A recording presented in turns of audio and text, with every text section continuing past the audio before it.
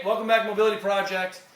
On the phone today with a friend, and he was talking about, hey Kelly, stretching or mobilizing with your foot up on the box is a good way to get people who aren't very flexible in these positions. The conversation came out of the recent Google talk we did, where we just happened to notice, made a comment that sometimes people maybe go days, weeks without actually moving a leg through a full range of motion or hip through a full range of motion. They maybe get up, they sit, they stand up again, they sit back in their car, the couch, and they may never get up off the ground.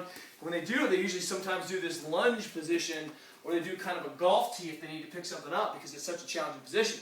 So when we start, the box is such a beautiful way to start initiating some of this deep mobilization, deep kind of range of motion without really trashing the person on the ground.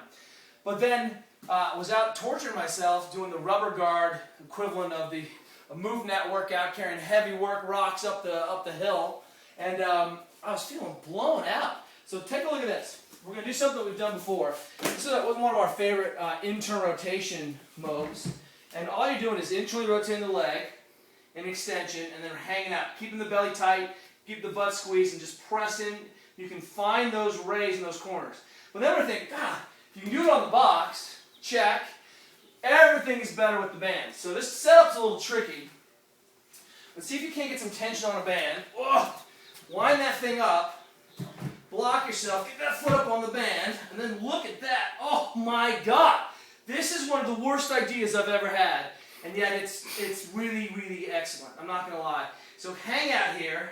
Let that hip drive. You're going to have to be a little bit harder on your front foot. Block your hand.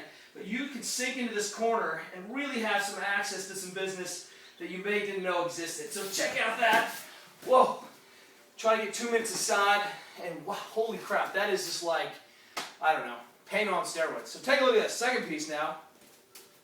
We're going to come on in, and we're going to do just that kneeling, same side, good old-fashioned hip opener, but I'm going to really work on the internal rotation. So I'll have my super friend come over. I can kick the leg over into internal rotation.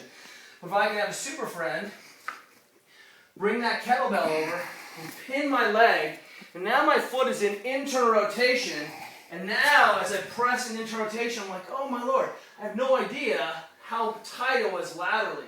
Remember, the tight pack position of the joint, the close pack position in extension is internal rotation. This is where we should see the leg not flying out the other way. Leg spinning the other direction is external rotation.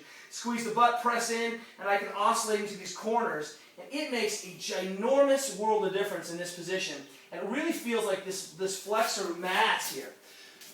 Once I'm into that, I'm into the flexor WOD, I want you to realize where you were tight.